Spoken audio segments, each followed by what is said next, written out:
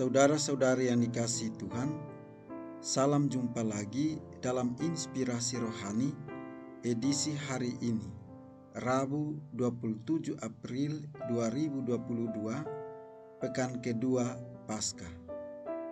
Marilah berdoa. Dalam nama Bapa dan Putra dan Roh Kudus. Amin. Saudara-saudari yang dikasihi Tuhan, inspirasi rohani hari ini diambil dari Injil Yohanes bab 3 ayat 16 sampai dengan 21. Dalam percakapannya dengan Nikodemus, Yesus berkata, "Begitu besar kasih Allah akan dunia ini, sehingga Ia telah mengaruniakan anaknya yang tunggal, supaya setiap orang yang percaya kepadanya tidak binasa, melainkan beroleh hidup yang kekal. Sebab Allah mengutus anaknya ke dalam dunia, bukan untuk menghakimi dunia, melainkan untuk menyelamatkannya. Barang siapa percaya kepadanya, ia tidak akan dihukum. Tetapi barang siapa tidak percaya, ia telah berada di bawah hukuman, sebab ia tidak percaya dalam nama Anak Tunggal Allah. Dan inilah hukuman itu: terang telah datang ke dalam dunia, tetapi manusia lebih menyukai kegelapan daripada terang, sebab perbuatan-perbuatan mereka jahat. Sebab barang siapa berbuat jahat, membenci terang dan tidak datang kepada terang itu, supaya perbuatan-perbuatannya yang jahat itu tidak nampak. Tetapi barang siapa melakukan yang benar, ia datang kepada terang, supaya menjadi nyata bahwa perbuatan-perbuatannya dilakukan dalam Allah." Demikianlah sabda Tuhan.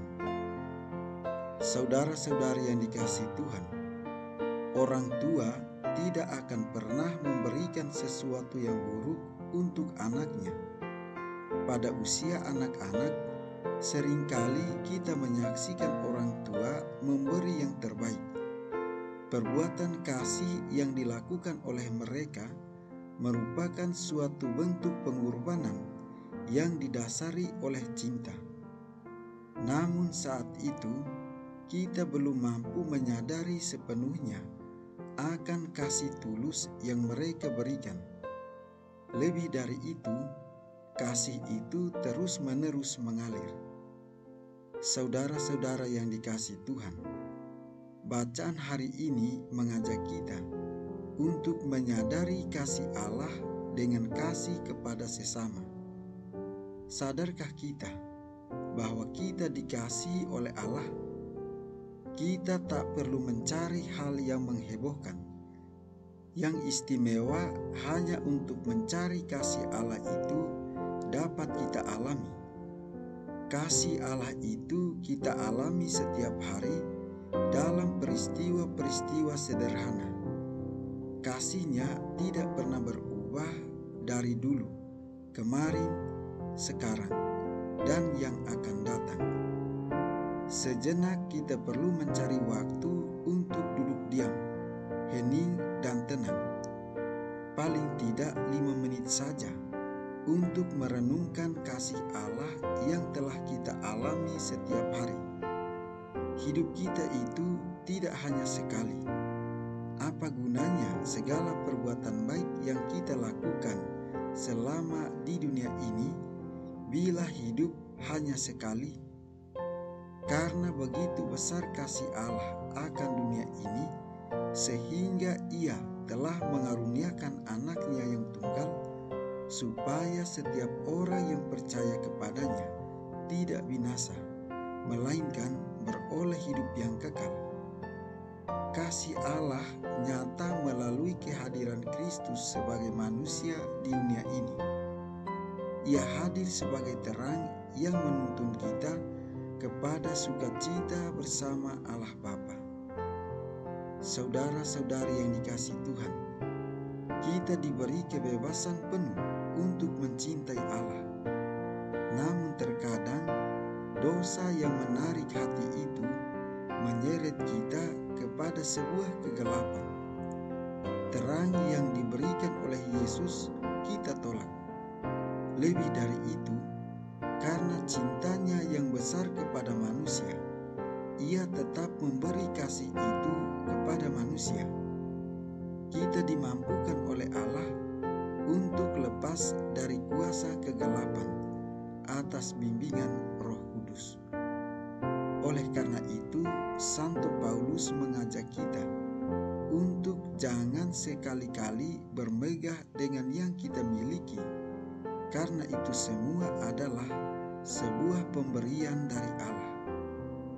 Kita membalas kasih murni yang Allah beri melalui pemberian diri kita kepada sesama. Kita berbuat kasih kepada sesama sebagai ungkapan kasih kita kepada Allah.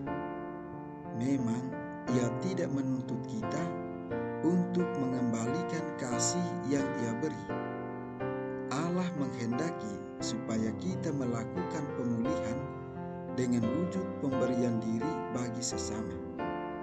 Siapa yang mempersembahkan syukur sebagai korban, ia memuliakan Aku.